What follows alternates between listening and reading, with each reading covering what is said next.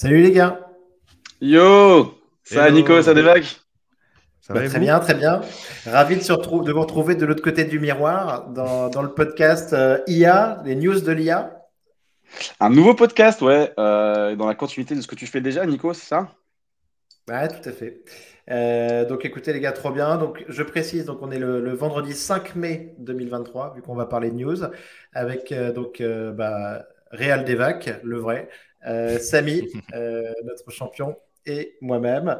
Donc dans la lignée de comptoir IA, on va vous parler un petit peu de toutes les news de la semaine dans l'IA. Donc je démarre tout de suite, les gars. Donc hier, il y a eu un post qui a fait beaucoup, beaucoup parler. Ça s'appelle No Moat ou pas de forteresse, pas de barrière. C'est un post qui a été balancé donc, dans un Discord par un ex-Google. C'est très bien écrit. Et ce que ça raconte, ce que ça explique surtout, c'est que cet ex-Google dit que grosso modo, il y a pas de chasse gardée, que Google et OpenAI ont quelque chose en commun, c'est qu'ils risquent d'être vraiment en danger par rapport au modèle open source. Mais Donc ça, c'est un vrai du sujet. coup, du coup, Nico, sur cette news, c'était un post qui faisait un peu l'apologie de l'open source, ou est-ce qu'il disait justement que c'était une direction qu'il fallait peut-être qu'ils changent eux, chez Google ou chez OpenAI? En fait, c'est pas du tout une apologie de l'open source, mais c'est expliquer que l'open source, depuis le leak du modèle lambda de Facebook, va beaucoup, beaucoup plus vite et arrive à développer des modèles avec des performances quasi similaires, avec en beaucoup, beaucoup moins de temps et beaucoup moins de moyens. Et donc, Ouais. super intéressant. Ouais. Le truc, c'est que, en fait, si demain Meta lance son IA, ça sera déjà open source de facto, parce que Meta, il y a 3 milliards d'users, en fait. Pareil pour Google, ils ont déjà tellement d'users déjà derrière l'écosystème, C'est vrai enfin, de ça. leur écosystème fermé, c'est de facto open source. Donc, c'est pour ça que je me dis même que c'est peut-être OpenAI qui serait potentiellement en concurrence, parce qu'ils sont en train d'essayer d'aller récupérer des users, c'est en train de croître enfin, exponentiellement, si ça se dit, pour essayer de rattraper justement les Google, les GAFA en fait. Donc, je sais pas. Et moi, j'ai une question par rapport à ça aussi. Mais du coup, là, il y a de nouvelles IA qui se créent, etc. Est-ce que le fait que OpenAI soit sorti un petit peu avant tout le monde et qu'il y ait déjà une base, tu vois, de données vraiment déjà qui a été traitée pendant des années, qui était un petit peu polie, est-ce que ces nouveaux grands groupes, ils partent de cette base-là et ils l'axent dans un sens ou dans l'autre, ou est-ce que chacun se recrée sa base de données en fait?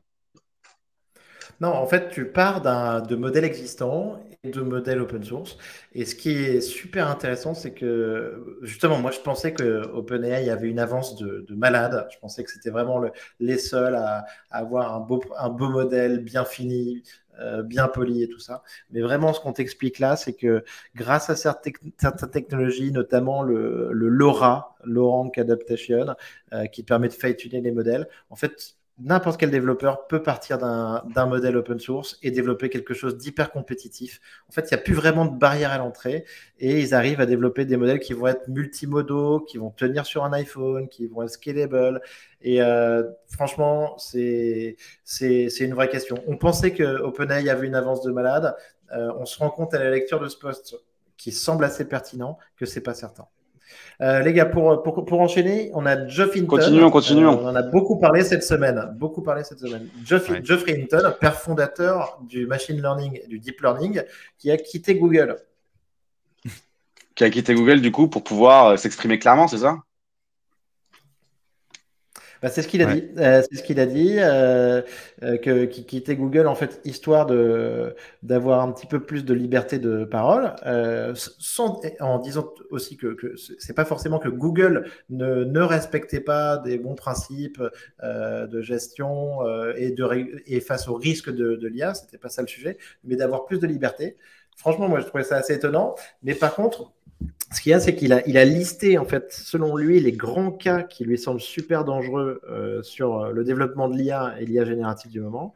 Donc, il y a que la machine dépasse l'intelligence humaine. Il y a des risques de chatbot qui seraient exploités par des mauvais acteurs. Et là, il parle en fait des futures élections américaines. Euh, donc, ça nous fait penser un peu au Cambridge Analytica Analytica. avec Ouais. Facebook. Ouais. Il y a un risque existentiel posé par les systèmes AI Voilà, il y a un impact sur le marché de l'emploi. Donc en fait, ce qu'on voit, c'est que Geoffrey Hinton, il a un peu peur, et c'est étonnant de la part de quelqu'un qui a créé ça. Ce que tu me disais, Devac, c'est que Ouais. sur En son fait, attitude, je trouve qu'il y a peut-être deux écoles. Enfin, tu peux avoir deux réactions par rapport à ce qu'il dit. Soit tu dis, bon, ok, je comprends. Peut-être qu'il était bloqué chez Google, il n'a pas spécialement pu dire ce qu'il avait au fond de lui, etc. Donc, il est obligé de sortir de Google pour pouvoir exprimer sa pensée. Et fine, tu vois. Ou tu te dis, bah, en fait, le mec, enfin, il a construit, entre guillemets, un monstre depuis 30 ans. Il a dédié toute sa vie. En fait, c'est une vocation. Parce que quand tu passes toute ta vie à travailler sur un sujet et tu vois qu'en fait, tu as délivré le monstre et que maintenant, tu, entre guillemets, craches dessus, pour derrière, et en te baquant, tu dis, en fait, si moi, je l'avais pas créé, quelqu'un ouais. d'autre l'aurait créé. La, C'est la- assez la facile. phrase, la phrase est très importante. Il dit, oui, pour me consoler, si je l'avais pas fait, quelqu'un d'autre l'aurait fait à ma place. Ouais. Donc, tu vois, bon, il se back, tu vois, Mais du coup, ça pose une question. Ça pose une question, les gars, qui est assez. Enfin, on entend deux discours. On entend le discours de ceux qui disent que c'est de l'obscurantisme, que de contester, tu vois, le développement des IA. T'en as un autre qui dit effectivement qu'il faut avoir une pensée critique. T'as pas mal d'enjeux derrière, hein. Ceux qui critiquent généralement, c'est que eux, ils sont en train de build une IA qui va concurrencer celles qui sont déjà en place. Est-ce que est-ce que le message de Geoff, justement, c'est pas de dire qu'il faut garder quand même un conseil éthique, il faut garder un œil un peu critique pour pouvoir justement construire quelque chose qui dépasse pas un petit peu ce qu'on peut faire. Ouais. Quand tu lis le message de Geoff, mais c'est marrant parce que moi je l'avais vu en interview sur YouTube il y a 2 semaines. Et sincèrement, il avait l'air plutôt confiant et plutôt enthousiaste. Et là c'est très différent. Quand tu regardes vraiment ce qu'il dit, tu as l'impression qu'il dit en gros, c'est déjà trop tard. Et il dit, même si moi je m'arrête, même si moi j'alerte tout le monde, il y a des tels enjeux financiers dans les GAFAM, dans les pays, la Chine, les États-Unis, la Russie, que dans tous les cas, ça va se passer. Après, on est quand Ouais. même dans un monde globalisé. Si, en fait, je sais pas à qui il parle, tu vois, parce qu'il va pas parler aux Chinois. Et les Chinois, eux, ils vont continuer à développer leur IA. Et en fait, ça va être la Chine contre les US. Si nous, on ralentit, en fait, finalement, enfin, nous, les US ralentissent. Parce que nous, Oh, tu peux on n'a dire pas nous, commencé hein.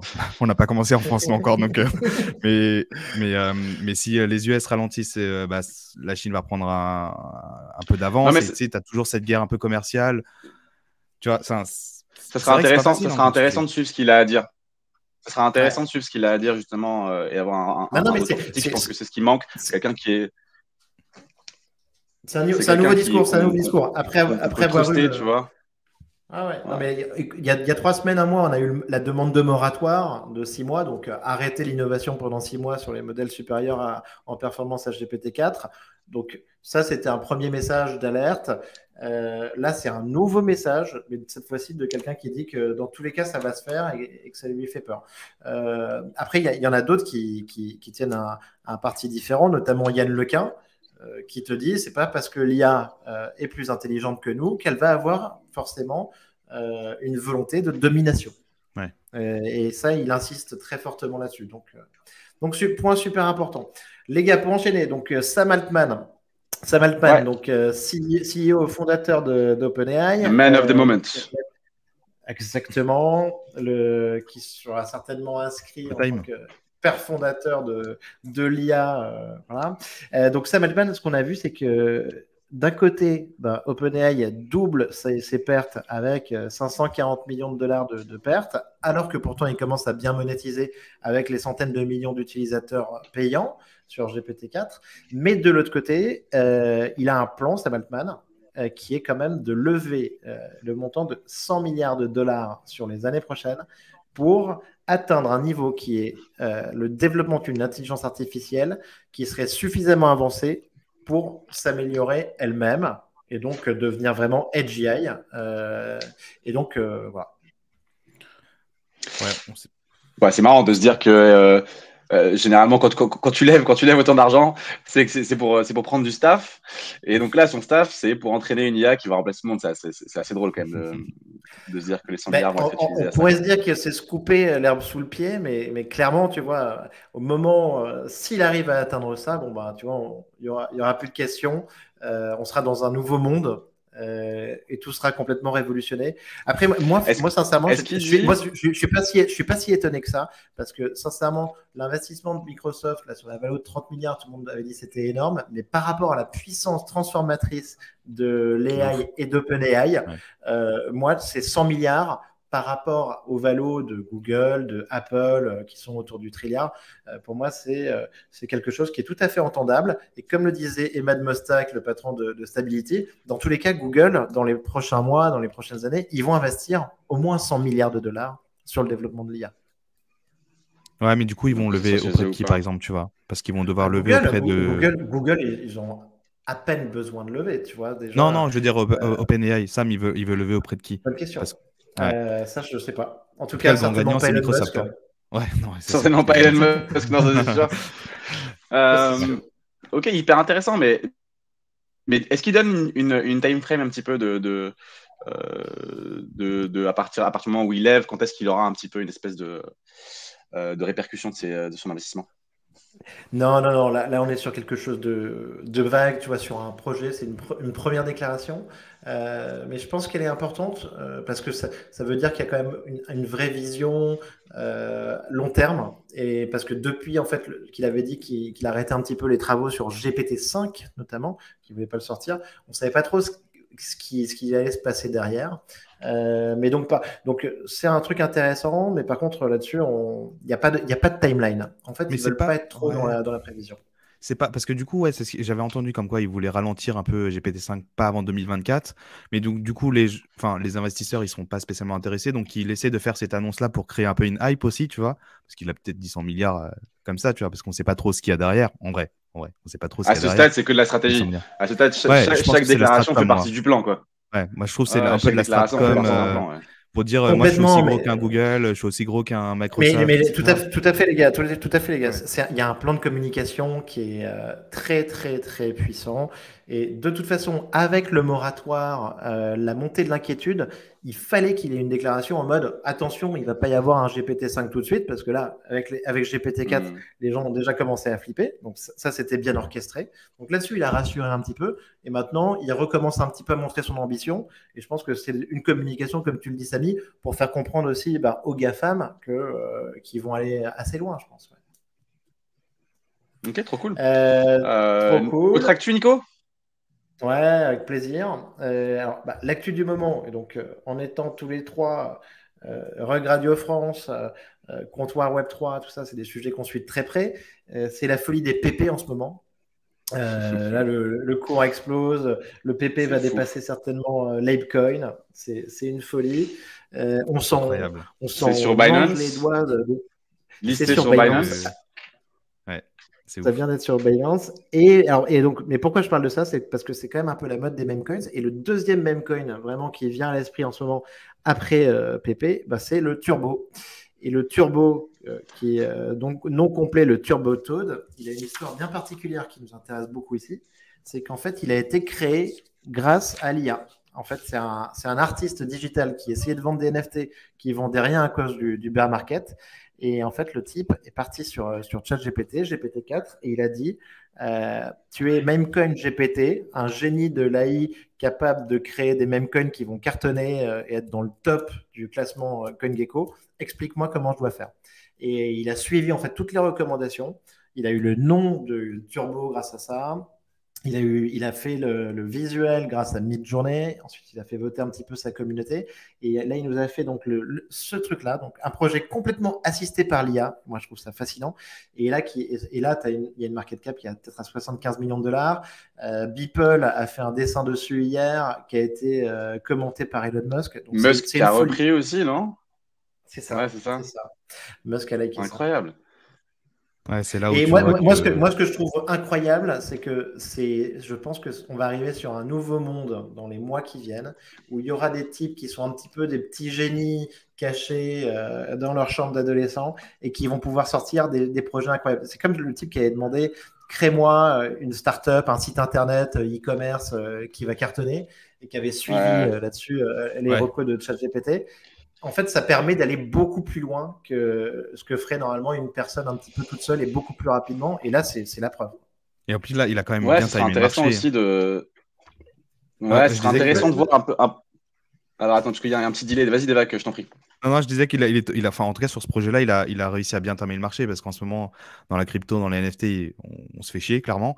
Et donc, du coup, il est arrivé avec un truc un peu innovant, avec un narratif parce qu'on parle de, voilà, merge et l'IA. Et c'est un peu les mêmes, Ok. en vrai, c'est un peu les mêmes personas, les gens qui sont un peu, en tout cas, dans l'écosystème Twitter, les gens qui sont dans la crypto, ils sont aussi un peu aujourd'hui dans l'IA. Et donc, du coup, bah, il a réussi à créer une hype et rejoindre ces deux Non, mais mondes-là avec ce je projet. Mais pense, c'est je intéressant. pense que ça va relancer un petit peu, tu vois, la façon dont tu crées les NFT, tu vois, les NFT génératifs. Il y a quand même beaucoup de pistes où si tu commences à croiser un petit peu de l'IA, une histoire cool et une communauté solide, je pense que tu arrives à un moment où justement la perte de souffle des NFT va pouvoir se retrouver un peu une seconde vie, tu vois, avec l'arrivée de l'IA, sur la création de projets, sur l'histoire et sur les possibilités que tu peux avoir, tu vois, là-dedans, quoi. Donc, non, je suis extrêmement impatient de voir tout ça, ouais.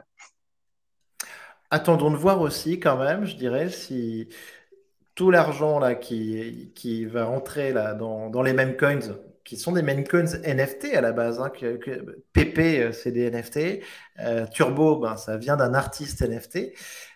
Si cet argent-là, il va pas être redistribué aussi un petit peu vers les NFT dans les mois qui viennent, hein. On ne sait jamais. Ouais, complètement. Donc ça pourrait être cool. Ce qui nous amène à l'autre news, Nico.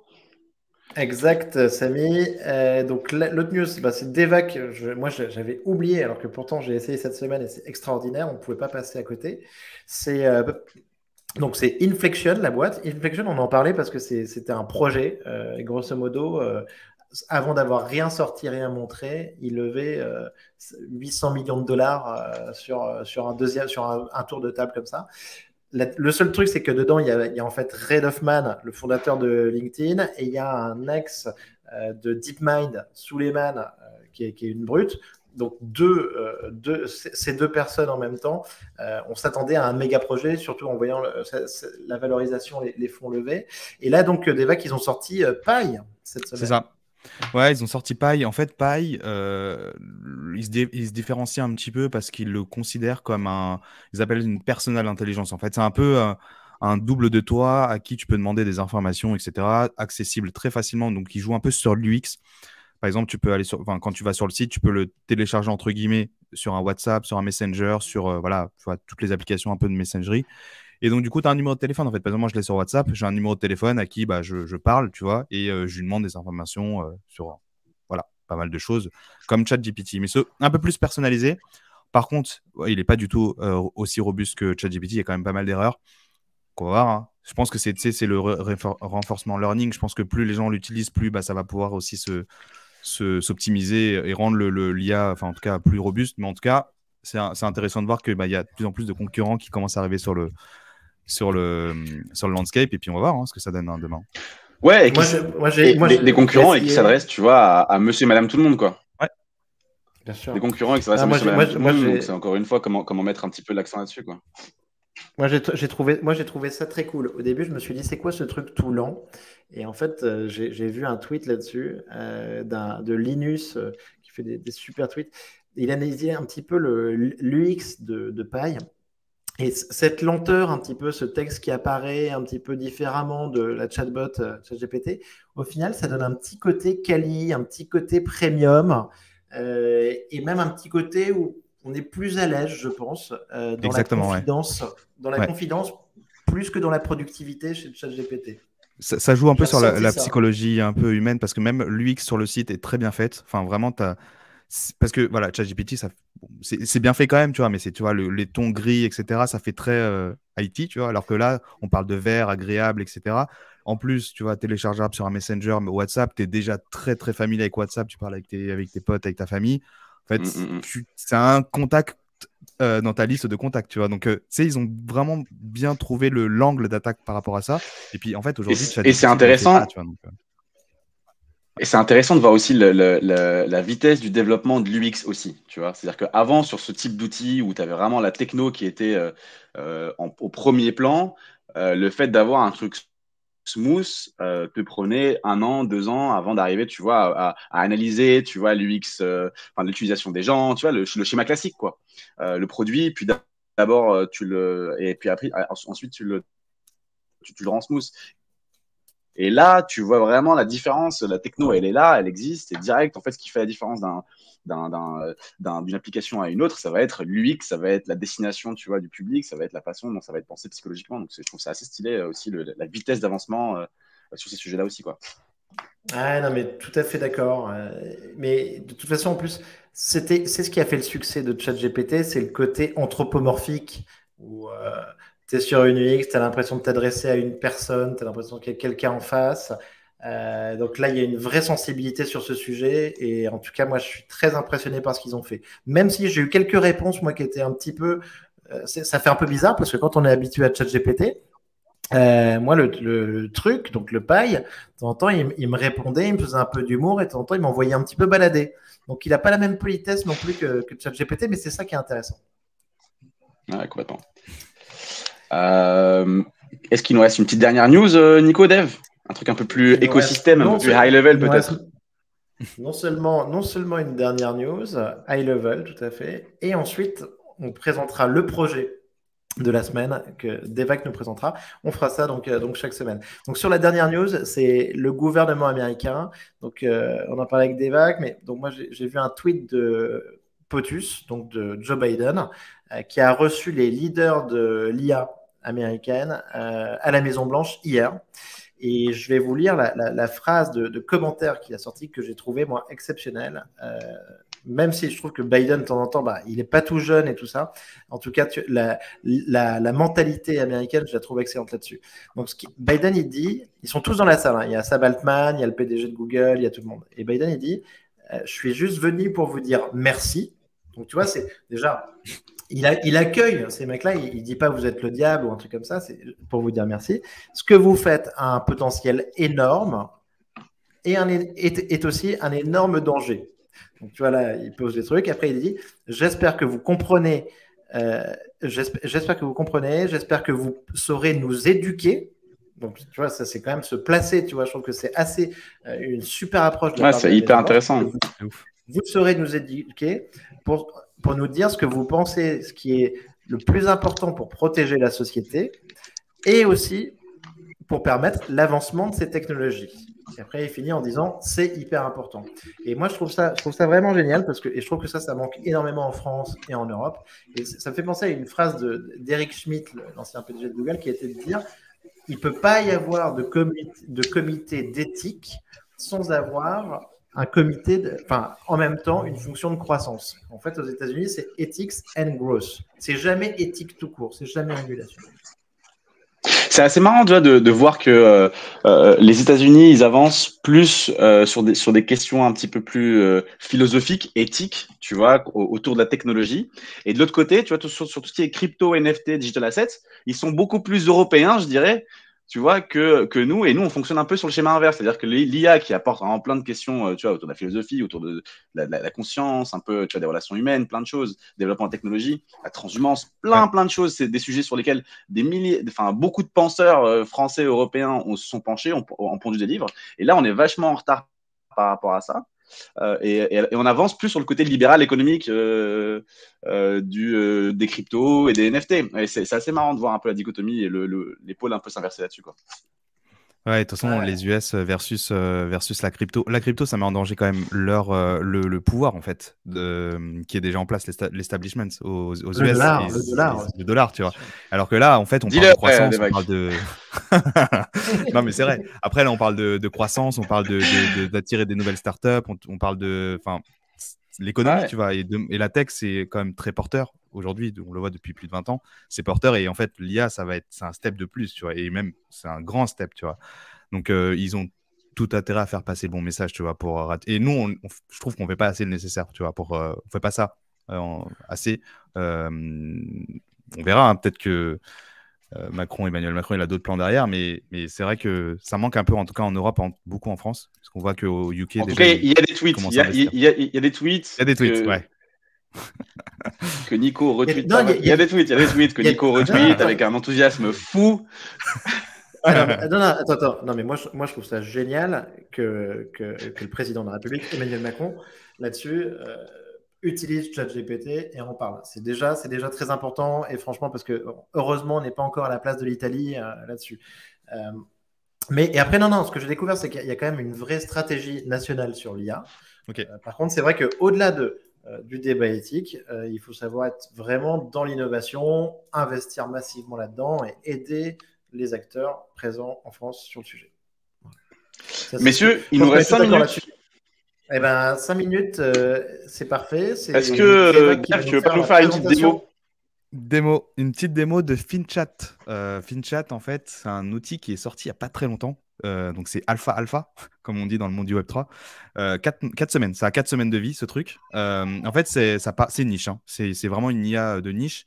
C'est une solution, justement, qui permet aux traders de la TradeFi, en fait, d'avoir des données, des charts, gratuitement ou pas. Enfin, en tout cas, il y a une partie freemium, mais j'en parlerai juste après, aux investisseurs d'avoir des informations sur des boîtes. Donc, ils ont 750 entreprises intégrées avec de la donnée up-to-date. Ils ont jusqu'à tout 2022. L'IA permet de sortir des charts, des informations fiscales, etc. etc. Voilà, pour de l'investissement, pour du trading.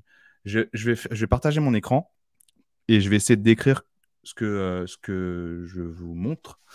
Et vous me Comme dites ça, en si, fait, ceux qui nous écoutent uniquement, mais on va essayer quand même de bien présenter ça. Yes. Alors là, normalement, vous voyez mon écran. Donc, c'est finchat.io. C'est une interface très IT. Hein. C'est très noir, c'est très brut un peu. Il y a toutes les boîtes à gauche là qui sont mappées. Donc, il y a plus de 750 grosses boîtes. Donc, c'est vraiment, souvent, je pense que c'est les Fortune 500 hein, qui est dessus. Et donc, du coup, c'est une IA. Donc, tu as la chatbox. Et donc, du coup, je peux demander des choses. Donc là, par exemple, j'ai déjà fait un copier-coller de Ah ce oui, que on je voulais. reprend un peu les codes ChatGPT là. Exactement. Donc là, je demande les revenus sur l'année passée d'Apple. Non, pardon. L'EVA va nous montrer comment remplacer 10 analystes financiers en 15 secondes. Les revenus annuels d'Apple sur les 5 dernières années. Et donc, du coup, en fait, ce qu'il va me faire, c'est qu'il va me faire de l'analyse. Donc, voilà, un petit contexte avec un petit chapeau, pardon, avec justement du texte qui explique exactement la croissance annuelle depuis 2018. Et après, en fait, on a des graphes. On a des graphes. C'est entre 2018 et 2022 sur les 5 dernières années, ouais. Ok. Non, pardon. Il va jusqu'à 2013. Je peux aller jusqu'à 2013. Ok. Là, je vois 2013, 2012 même. Et oui, ça va jusqu'à 2022. En termes de données, en fait, ça va plus loin que ChatGPT, parce que ChatGPT s'arrête à 2021, si je me souviens bien. Donc là, ils ont de la donnée en plus. Ouais. Ils ont de la donnée en plus qu'ils ont dû intégrer dedans. Donc, pour l'instant, ils n'ont pas disclose vraiment tout ce qu'il y a derrière, tu vois, la source. Ils n'ont pas disclose. Donc là, voilà, il faut peut-être aller regarder aussi, revérifier à chaque fois, parce que l'outil n'a quand même que 4 semaines. Donc, il peut y avoir quand même des erreurs, tu vois, comme ChatGPT. C'est quoi? C'est une bêta réservée à des gens Prudence sur les données, voir s'il y a des hallucinations toujours. ou pas, ou si on est sur un modèle déterministe, un petit peu comme Wolfram Alpha. Mais en tout cas, ça a l'air super intéressant. Ouais. Donc là, tu as la croissance sur l'iPhone, enfin les volumes. C'est hyper intéressant. Ouais. C'est hyper intéressant, je trouve. On voit que c'est une nouvelle manière. Une autre raison, c'est que effectivement, avec l'arrivée des NFT, de la crypto, ouais, tu vois, je crois qu'on a un délai entre nous. Du coup, quand je parle, vous m'entendez un peu 2-3 secondes après. Mais je disais donc que je trouvais ça intéressant parce qu'avec l'arrivée des NFT et des cryptos, enfin là, tout le monde est un peu devenu trader entre guillemets, sans trop être pro, et des outils comme ça, il y a clairement, ça va rebattre un peu les cartes et professionnaliser peut-être quelques personnes. Je sais pas. S'il y a une notion. Je pense que ça montre aussi une révolution de ChatGPT, des modèles DLLM en fait, qui est quand même un nouvel accès à l'information en fait. Donc, en tout cas, pour pouvoir utiliser l'outil, c'est gratuit, c'est un freemium en fait. Il y a 10 prompts par jour. Donc, vous avez accès à 10 prompts par jour gratuitement. Et puis après, vous pouvez upgrade nouveau business model aussi. par mois. Ouais, le business model des prompts, c'est intéressant aussi. Ouais. Les Donc gars, voilà. il nous reste, on est pile dans le format pour une première. On est bon, là. Franchement, c'est extraordinaire. Donc, il nous reste quand même à dire deux, trois choses. Franchement, si cette émission vous a plu, abonnez-vous parce qu'on va la faire toutes les semaines. On aura des invités aussi, donc on sera tous les trois, on fera venir des invités. Abonnez-vous, mettez-nous 5 étoiles. Si jamais vous pouvez faire ça aussi sur Comptoir IA et sur Rogue Radio France, c'est extraordinaire. Et donc sur nos autres émissions. Merci beaucoup. En tout cas, pour nous, c'est un plaisir de faire ça. Et je pense qu'on va continuer, les gars. On est chaud. On est Trop bullish. bien. C'est ça, Eh on va ben, continuer merci. toutes les semaines. Abonnez-vous à la newsletter. Pareil, on aura le temps de déblayer un petit peu. Merci tout le monde. C'était trop cool, les gars. À la semaine prochaine. À la semaine prochaine, les gars. Allez, Salut. ciao.